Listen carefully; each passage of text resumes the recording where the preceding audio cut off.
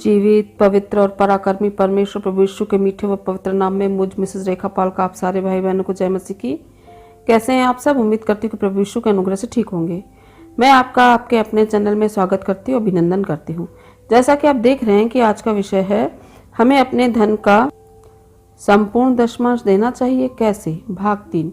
मेरे प्रियो, आज भी हमारे साथ झारखंड के भाई जुड़े हुए हैं, जिनके साथ हम आज का दशमांश भाग 3 पर चर्चा करेंगे। और जिन्होंने दशमांश भाग 1 और दशमांश भाग 2 को अभी तक नहीं देखा है, उनसे अनुरोध है कि पहले वे दशमांश भाग 1 एवं दशमांश भाग 2 को देख लें, तो ही उन्हें ये दशमांश भाग 3 अच्छी तरह से समझ आएगा। मेरे प्रियो, पिछले दशमांश भाग 1 एवं दशमांश भाग 2 का लिंक वीडियो के डिस्क्रिप्शन में दिया गया है। जय मसीह की ब्रदर, आपका आज फिर से हमारे चैनल में स्वागत है।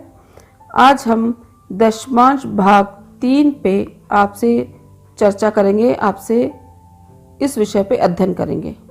जी धन्यवाद सिस्टर, आपको और सभी दर्शकों को जय मसीह की। ब्रदर, जैसा हमने पिछले 2 भागों में दशमांश के आत्मिक अर्थ को समझ लिया और ये जान लिया कि हमें अपना संपूर्ण जीवन को परमेश्वर के लिए दान कर देना है, और साथ ही हगै अध्याय 1 के 6वें वचन का भी आत्मिक अर्थ को समझ लिया। ब्रदर, मैं आज आपसे कुछ अनुरोध करना चाहती हूँ कि आप इन वचनों और बातों पर पूर्ण रूप से प्रकाश डालें। पहला, मलाकी की पुस्तक अध्याय 3 के 8 से 11 वचन को एक एक करके समझाएं।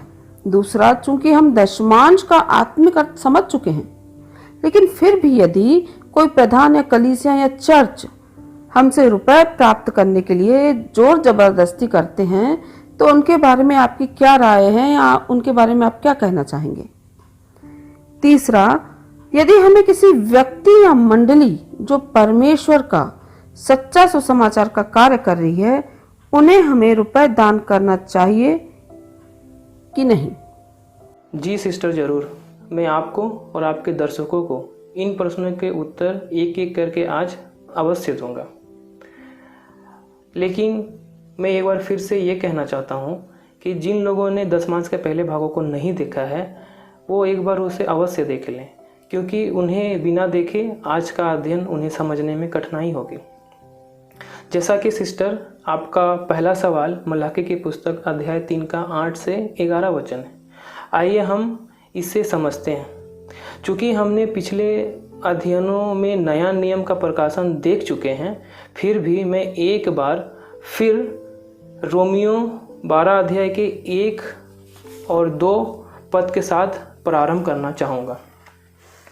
रोमियो 12 अध्याय के 1 और 2 में लिखा है, इसलिए हे भाइयों, मैं तुमसे परमेश्वर की दया स्मरण दिलाकर विनती करता हूँ कि अपने शरीर को जीवित और पवित्र और परमेश्वर को भावता हुआ बलिदान करके चढ़ाओ, यही तुम्हारी आत्मिक सेवा है।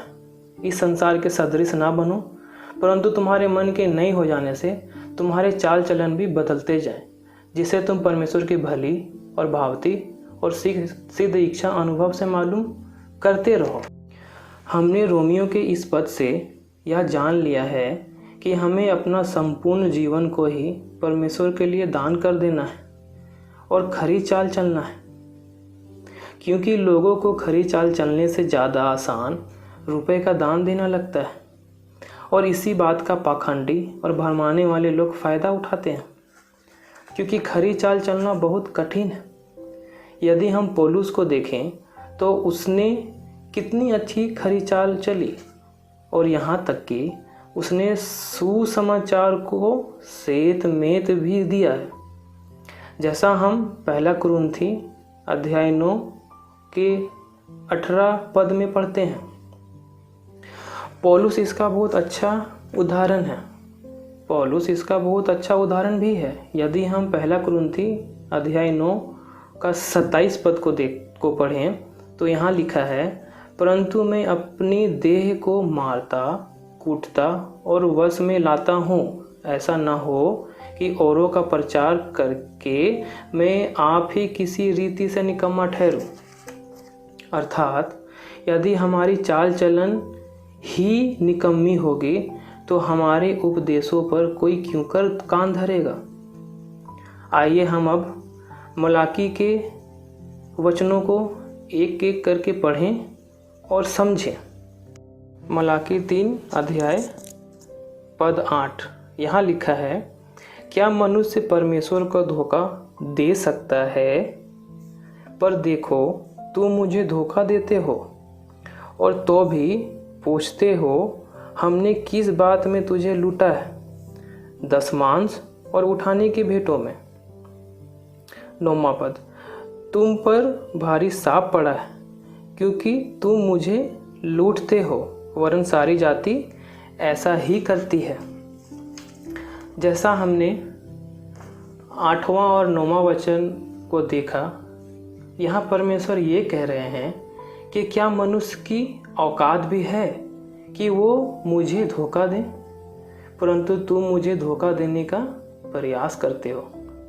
मैंने तुमसे केवल यह चाहा कि तुम मेरे लिए अपने शरीर को पवित्र और जीवित करो, अर्थात अपने शरीर के दुष्कामनाओं का बलिदान करो और अपना संपूर्ण जीवन को मेरे सुसमाचार के लिए दान कर दो।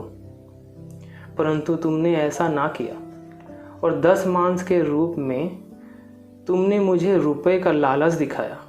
मुझे ना तो तेरा रुपए की लालसा है और ना ही तेरे फसल भेड़ बकरों की, जिसे तुम मुझे दशमांश के रूप में देकर मुझे धोखा देते हो।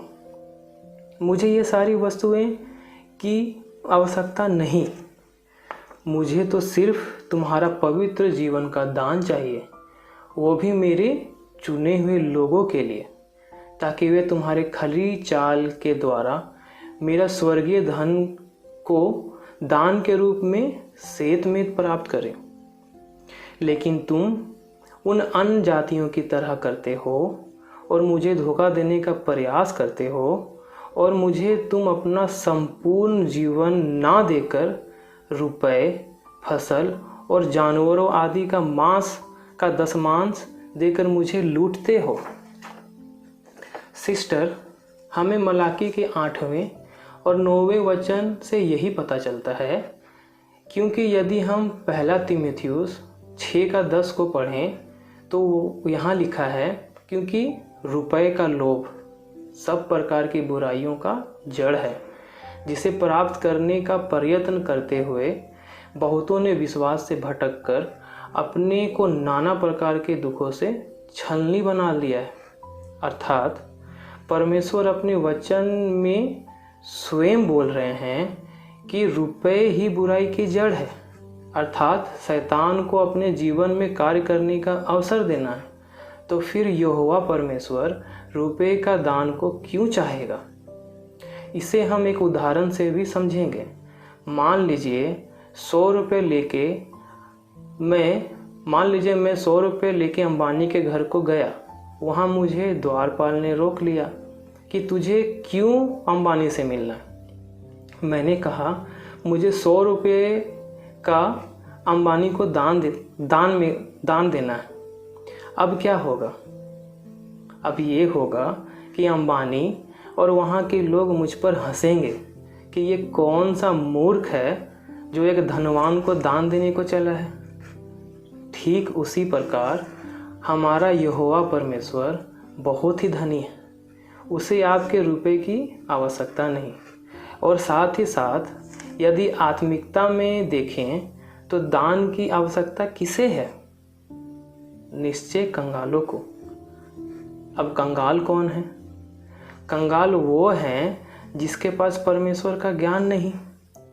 अतः हमें अपना धन कंगालों को अर्थात उन अविश्वासियों को दान करना चाहिए, क्योंकि रोमियो 14:17-18 हमें साफ साफ ये बताता है कि परमेश्वर का राज्य खाना पीना नहीं बल्कि धर्म और मेल मिलाप है, जो पवित्र आत्मा द्वारा होता है। और ऐसी आत्मिक मसीह की सेवा ही ग्रहण योग्य है। यदि हम नीति वचन 19 अध्याय का 17 पद में भी देखें तो यही लिखा है, जो कंगालों पर अनुग्रह करता है जो कंगालों पर अनुग्रह करता है, वह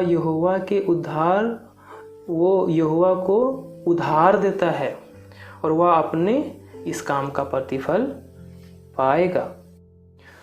आइए अब हम मलाकी अध्याय 3 के 10वें वचन को पढ़ें। यहाँ लिखा है, सारे 10 मांस भंडार में ले आओ कि मेरे भवन में भोजन वस्तु रहे। और सेनाओं का यहोवा यूं कहता है कि ऐसा करके मुझे परखो कि मैं आकाश के झरोखे तुम्हारे लिए खोलकर तुम्हारे ऊपर अपरंपार वर्षा करता हूँ कि नहीं। जैसा कि हम अच्छी तरह जानते हैं, वचन ये कहता है कि तुम परमेश्वर के मंदिर हो, अर्थात हर एक चुना हुआ जन परमेश्वर का भवन है। और हम यूहन्ना अध्याय 4 के 33, 34, 35, 41, 48, 50 और 51 पद द्वारा ये जानते हैं कि यीशु ही स्वर्गीय रोटी है, और यदि इस रोटी से खाया जाए तो अनंत जीवन मिलता है।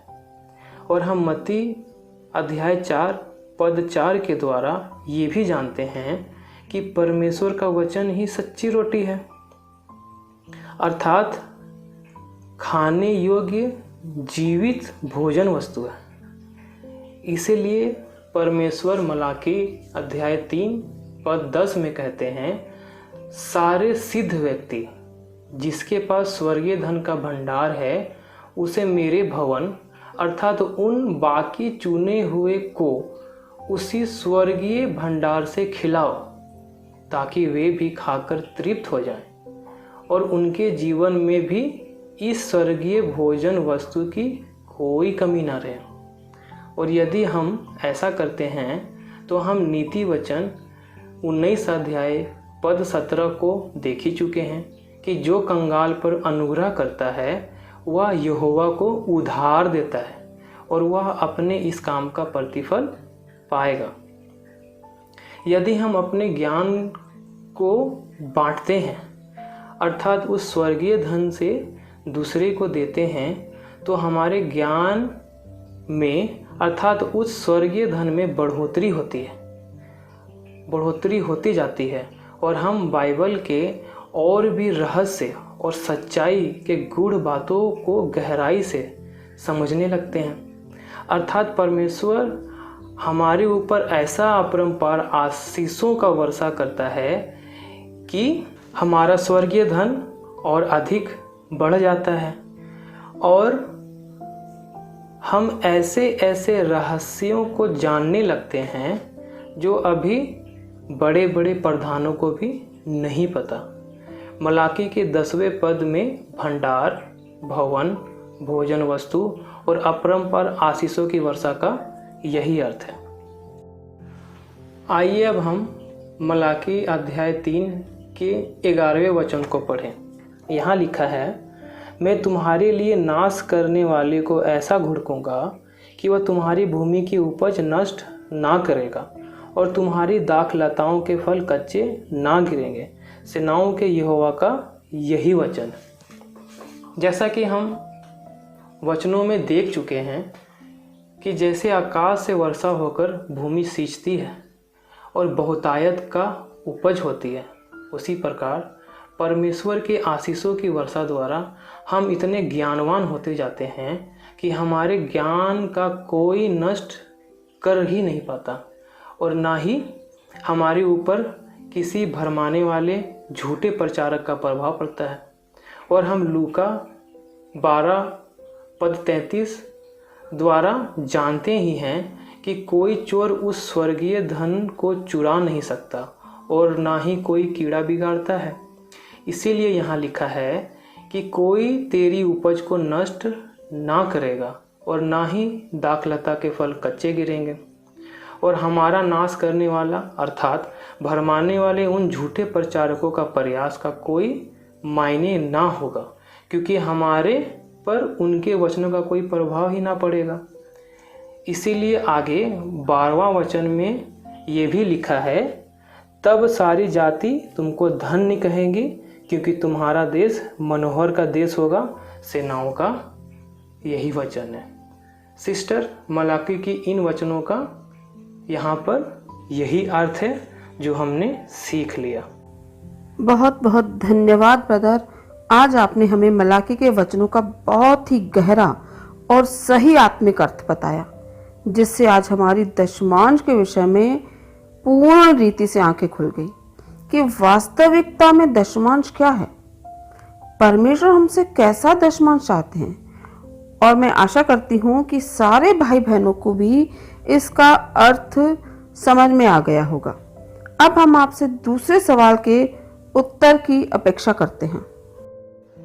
सिस्टर, आपका दूसरा सवाल है कि जो लोग या मंडली या कलीसिया रुपए के लिए जोर देते हैं, मैं इसके लिए ये कहूँगा, यदि कोई भी जाने अनजाने इन वचनों का अर्थ जो हमने अभी चर्चा किया है समझे बिना अज्ञानतावश रुपए का जबरन वसूली कर रहे हैं, तो हमारा प्रभु क्षमा करने वाला प्रभु है, वह उन्हें भी अवश्य क्षमा करेगा।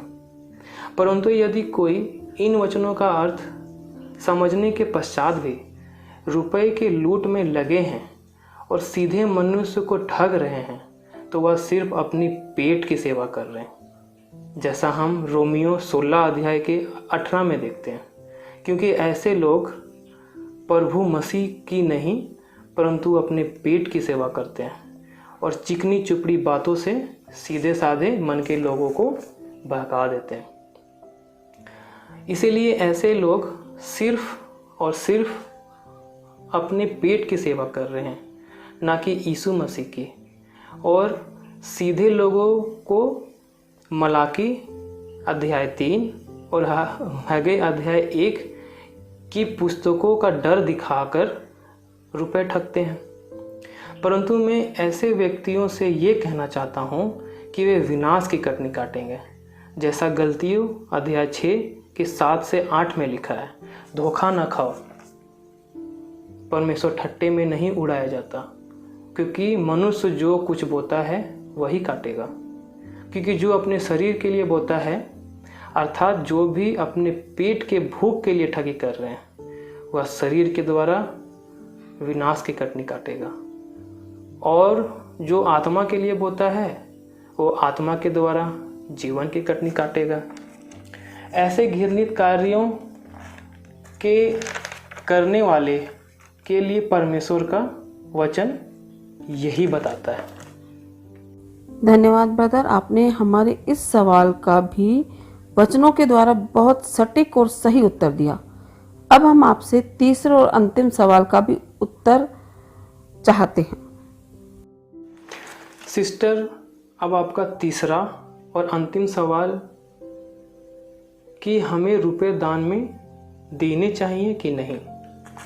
सिस्टर, जैसा हमने वचनों को देखा और दशमांश के आत्मिक अर्थ को समझा, तो हमें ये पता चला कि 10वां हिस्सा का नियम तो पुराना नियम बताता है, जिसे मसीह ने नए नियम के साथ समाप्त कर दिया और हमें संपूर्ण जीवन का दान द्वारा ही परमेश्वर की महिमा करने को सिखाया।